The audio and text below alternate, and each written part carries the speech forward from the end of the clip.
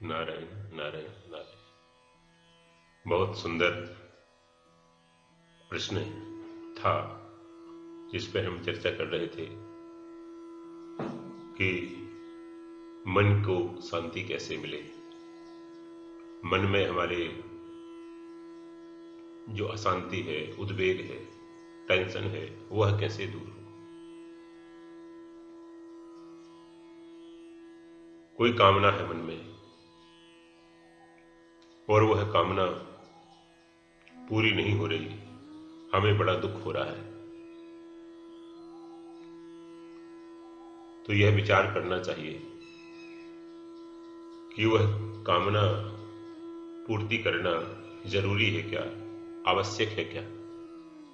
पहली बात तो ये कि बहुत आवश्यक है क्या, उसके बिना हमारा काम नहीं चलता, उसके बिना हम रह नहीं पाते क्या, उसके बिना जी नहीं पा रहे, वर्तमान में उसके बिना कोई कार्य हमारा नहीं होगा, ऐसा है।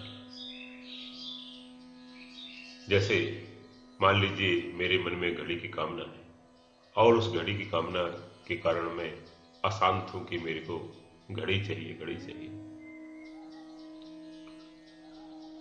तो दो बातें हैं, एक तो हम घड़ी लेकर आए, बाजार जाएं, घड़ी लेकर आए, वह वस्तु मिले ना मिले, पैसा हो ना हो, जा सके ना जा सके,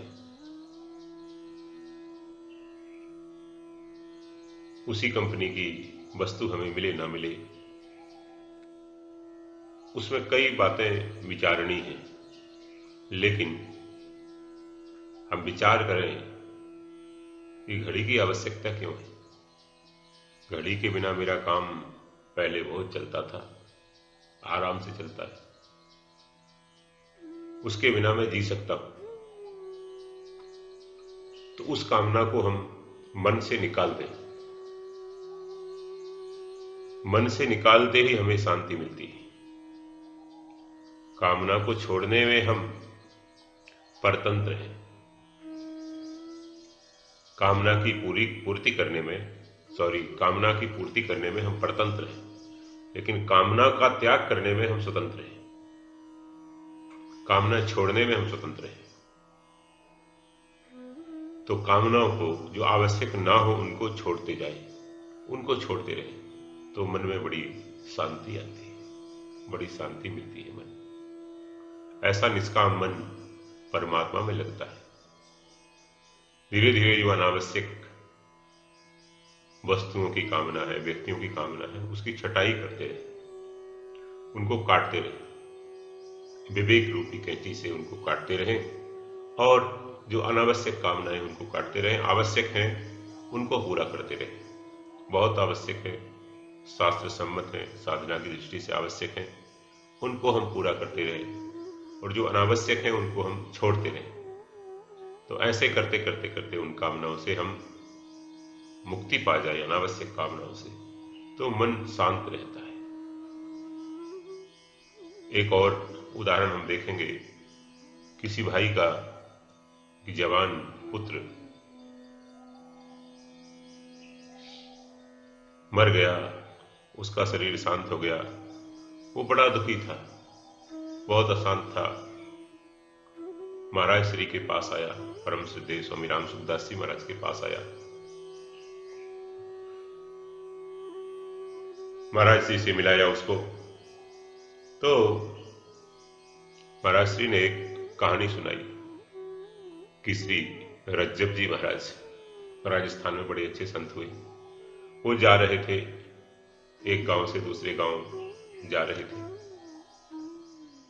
तो आते हुए रास्ते में एक बैलगाड़ी आगे जा रही थी, एक फरलांग आगे, उसका एक रस्सा गिर गया। अब वो रस्सा पड़ा रास्ते में, रज्जब जी की दृष्टि पड़ी, उन्होंने उस गाड़ी वाले को आवाज दी, लेकिन गाड़ी वाला तब तक दूर निकल गया था। सोचा मिलेगा तो उसको दे देंगे, इसको उठा लेते हैं। उठा लिया, लेकिन वो तो बड़े तेज गति से निकल गया, मिला नहीं उनको। तो उन्होंने उस रस्से को अपने पास रख लिया, कंधे पर डाल लिया। चलो मिलेगा दे देंगे, नहीं मिलेगा तो कुटिया में कोई काम आएगा, कपड़े सुखाने के काम आएगा, कोई ना कोई काम आएगा। रास्ते में तो उसको कीड़े खा जाएंगे, दीमक खा जाएगी। ऐसा सोचकर उस रस्से को रख लिया। उस रस्से के रोल को अपने कंधे पे डाल लिया। चल रहे, चलते चलते चलते चलते चलते मस्ती में चल रहे थे। कब वो रस्सा गिर गया कुछ उनको पता नहीं चला। जब पहुंचे अपनी कुटिया पर तब देखा, अरे रास्ते में एक रस्सा मिला था और मैंने उसको कंधे पर डाल लिया था। वो रस्सा कहाँ गिर गया? लंबा रास्ता था, अच्छा रास्ता था, वो कहाँ गिर गया?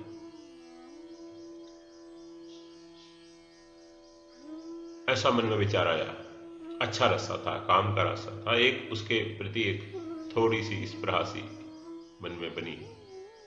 तुरंत अपने मन से समाधान दिया, अपने आप को समाधित किया कि देखो भाई, पहले जैसा मन कर ले भाया, रज्जब रस्सा मूझ का पाया ना पाया।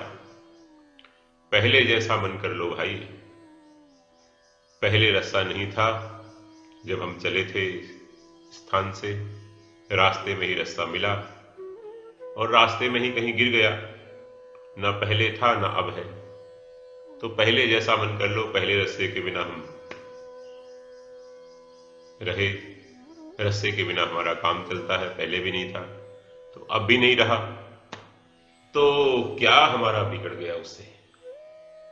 इसी तरह से पहले भी पुत्र नहीं था, पुत्र आया, विवाह के बाद पुत्र हुआ। बचपन से पुत्र तो किसी के साथ होता नहीं, कहीं होता नहीं। विवाह के बाद पुत्र होता है कुछ वर्षों के बाद, और कुछ वर्षों के बाद वो चला गया। तो पहले भी नहीं था, अब भी नहीं। तो पहले जैसा मन कर लो भाई, पहले जैसा मन कर लो। पुत्र के बिना हम आराम से रहते थे, पत्नी के बिना आराम से रहते थे, कई बहनें पति के बिना आराम से रहती हैं। तो हम इनके बिना रह सकते हैं,